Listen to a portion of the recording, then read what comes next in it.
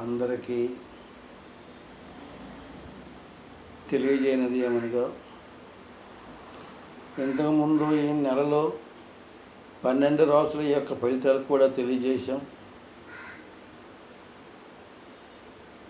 మరి రేపు 18 సెప్టెంబరు 24వ తేదీ నుండి మహాలయ పక్షం అంటారు.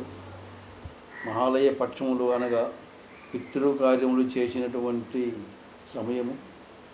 కొందరు మహాలయ పక్షాలు చేసిన వారు ఉన్నారు.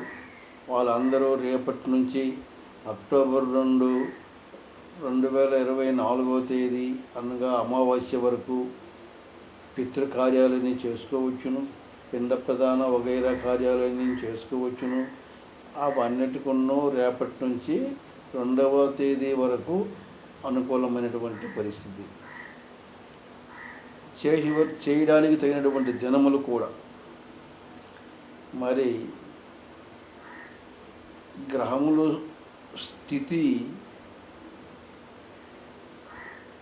మరి జన్మ జాతకం బట్టే ఉంటుంది. జన్మ జాతకం కరెక్ట్గా ఉన్నప్పుడు జాతకములో దశ అంతర్దశ ఫలితములు, దాంతోపాటు గోచారం కలిపి కొంత వర్తిస్తుంది. మొత్తం సరాసరిగా ఫలితం బట్టి జాతకుడి యొక్క లాభ నష్టాలు తెలుసుకోవాల్సి అవసరం ఉంటుంది. అంటే జ్యోతిష్యులు మీకు చెప్పడానికి కానీ మీరు తెలుసుకోవడానికి కానీ ముఖ్యంగా పుట్టిన తేదీ సమయము, దాన్ని బట్టి జాతక చక్రం వేసి జాతక చక్రములు దశ అంతర్దశలను బట్టి గ్రాముల గోచారం బట్టి ఫలితాన్ని లెక్కించినప్పుడు తప్పనిసరిగా మీకు అనుకూల పరిస్థితి ఆ జాతకం ప్రకారంగా మీకు అన్ని విధాలకు కూడా కలిసి వస్తుంది. అందులో అయితే మాత్రం తేడా లేదు. మరి ఈ నెల అంటే 2వ తేదీ అక్టోబర్ నెల 24వ తేదీన అమావాస్య.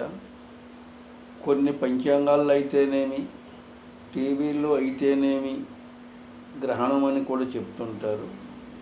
అది కేవలం ఇతర దేశాలకి వర్తించింది తప్ప మన భారతదేశానికి అయితే వర్తించదు. మనం ఆ గ్రహణం గురించి ఆలోచించవలసిన అవసరం లేదు. దాని గురించి గర్భిణీ స్త్రీలు కానీ ఇతరులు కానీ పాటించవలసినటువంటి అవసరం ఏమీ లేదు.